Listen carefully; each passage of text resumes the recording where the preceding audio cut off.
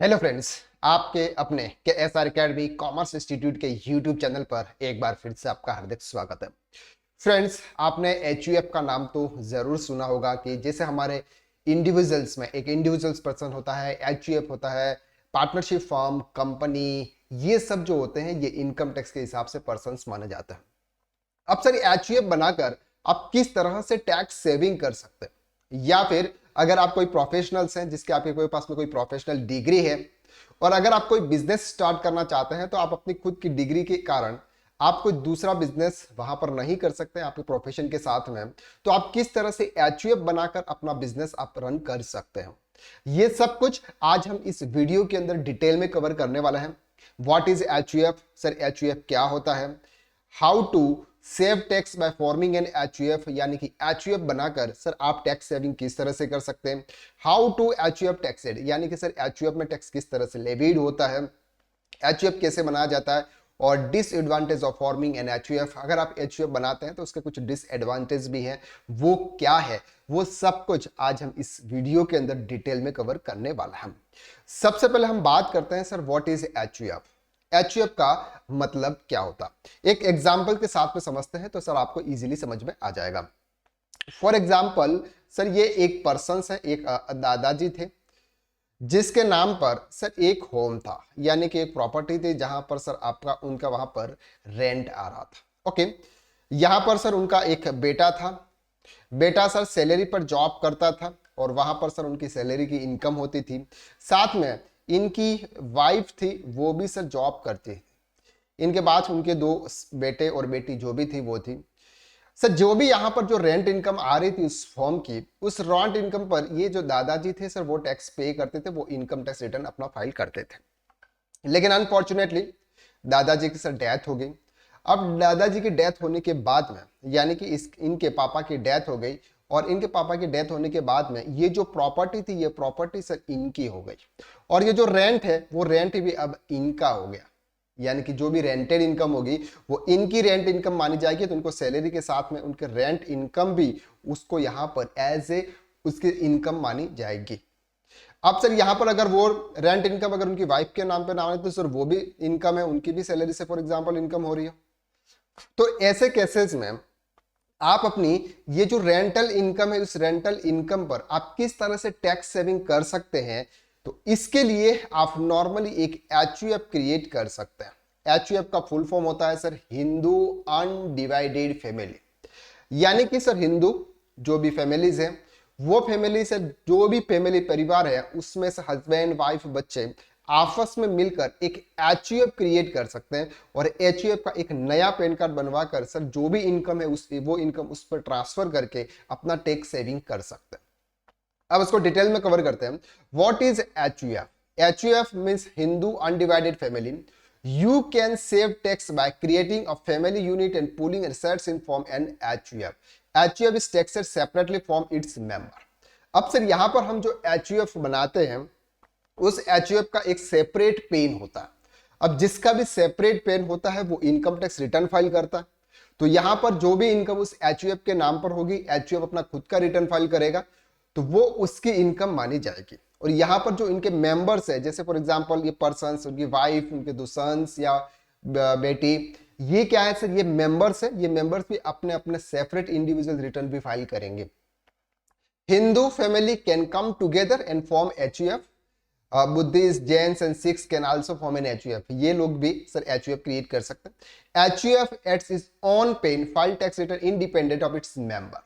Sir HUF का खुद का पेन होता है, वो खुद फाइल रिटर्न फाइल करता है।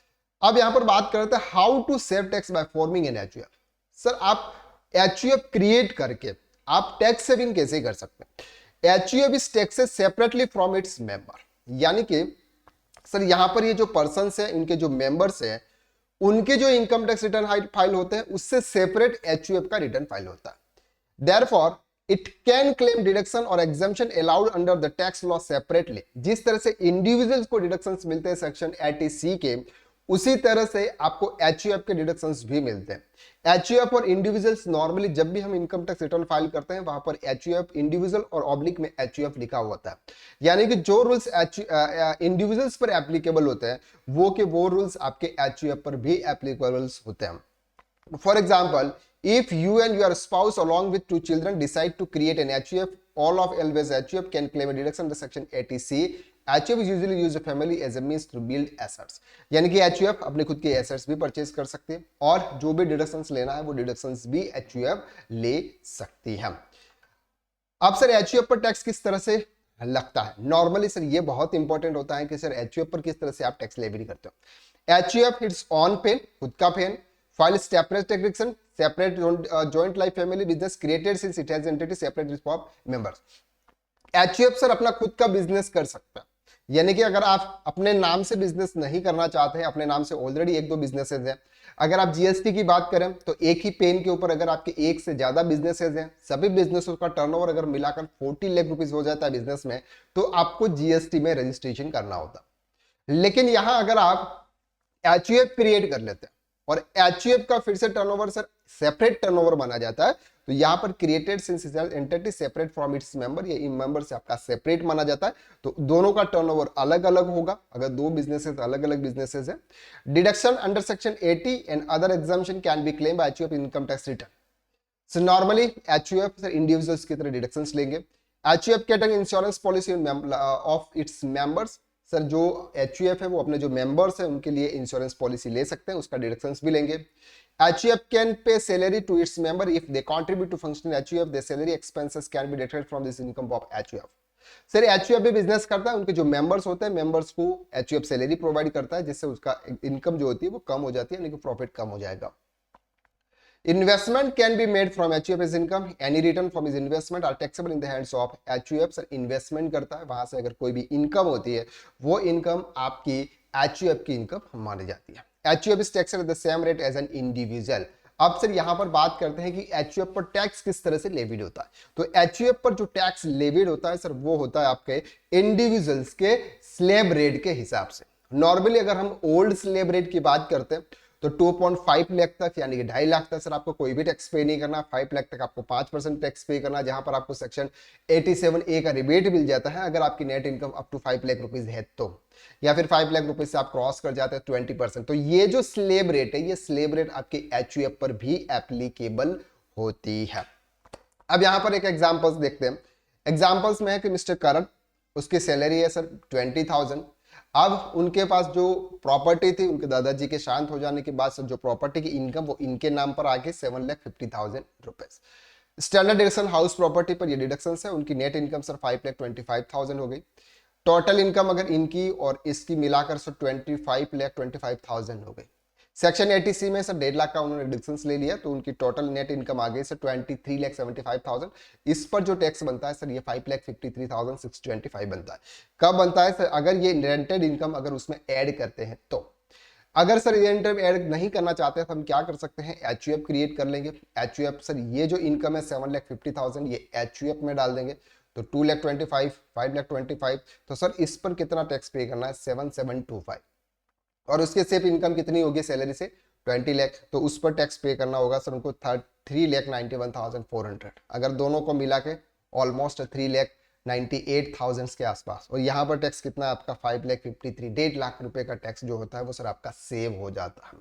अगर आप HUF क्रिएट कर रहे हैं तो आप वो जो प्रॉपर्टी है वो HUF के नाम पे आप ट्रांसफर कर दें, वहां से जो रेंटल इनकम आ रही है या फिर जो बिजनेस करते हैं आप, वो बिजनेस आप HUF के नाम से होगा।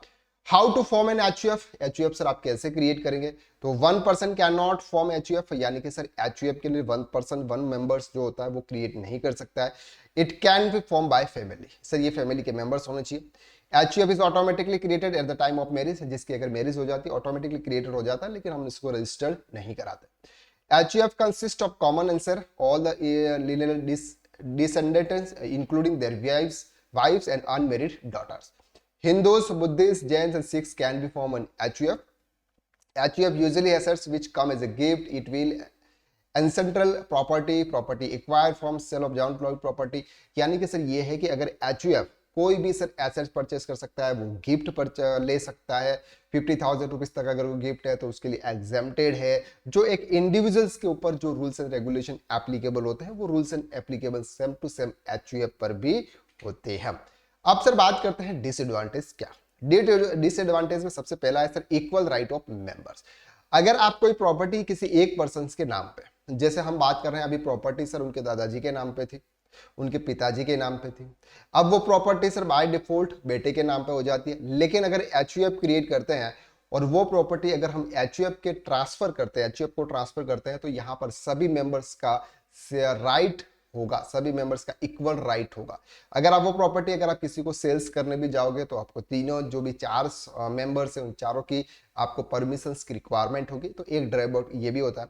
पार्टीशन सर अगर फॉर एग्जांपल एचयूएफ क्रिएट किया, वहां पर आपके कुछ में झगड़ा हो गया, कुछ भी हो गया, तो उस समय क्या होता है सर जो भी आपकी प्रॉपर्टीज होती है उसका पार्टीशन होता है, यानी कि वो प्रॉपर्टी अपने जितने भी मेंबर्स है उनको डिस्ट्रीब्यूट कर दी जाती है। तो ये कुछ ड्रॉबैक है सर एचयूएफ के। बाकी सर आप एचयूएफ बनाकर आप टैक्स सेविंग कर सकते हैं, इजी तरीके से टैक्स सेविंग कर सकते हैं। ये एक नॉर्मल इंडिविजुअल्स पर्सन की तरह ही वर्क करता है। उनका भी एक सेपरेट पेन होता है जिसके आधार पर वो खुद इनकम टैक्स रिटर्न फाइल करता है और आप अपना टैक्स सेविंग कर सकते हैं। आई होप कि आज के इस क्लास में हमने जो कुछ भी कवर किया वो आपको क्लियर हो गया। सर हमारे टैक्स कोर्सेज हैं, अलग अलग टाइप के कोर्सेज हैं। अभी हमारा टॉप कोर्सेज जो रन कर रहा है वो टैक्स कंसल्टेंट कोर्स, जो कि न्यू बैच स्टार्ट हो रही है सर आपके 21 दिसंबर 2023 से न्यू बैच स्टार्ट हो रही है। 2.5 मंथ का कोर्स है, 9:30 to 11 PM है और ओनली फॉर चार्जेस है सर 4,999। उसके अंदर advance accounting, GST, TDS, income tax, tax audit, GST return, income tax return, advance Excel, ऐसे बहुत सारे मॉड्यूल्स यहाँ पर कवर होते हैं। पूरा प्रैक्टिकल बेस्ड कोर्स है। अगर आप टैक्सेशन में एक्सपर्ट बनना चाहते हैं तो ये कोर्स आपके लिए सही रहेगा। तो इस कोर्स को ज्वाइन करने के लिए या फिर इंक्वायरी के लिए आप हमारा कॉन्टैक्ट नंबर यहाँ पर 7389781117 पर आप कॉन्टैक्ट कर सकते हैं। तो आज के लिए बस इतना, नेक्स्ट वीडियो में फिर मुलाकात करते हैं, तब तक के लिए थैंक यू सो मच।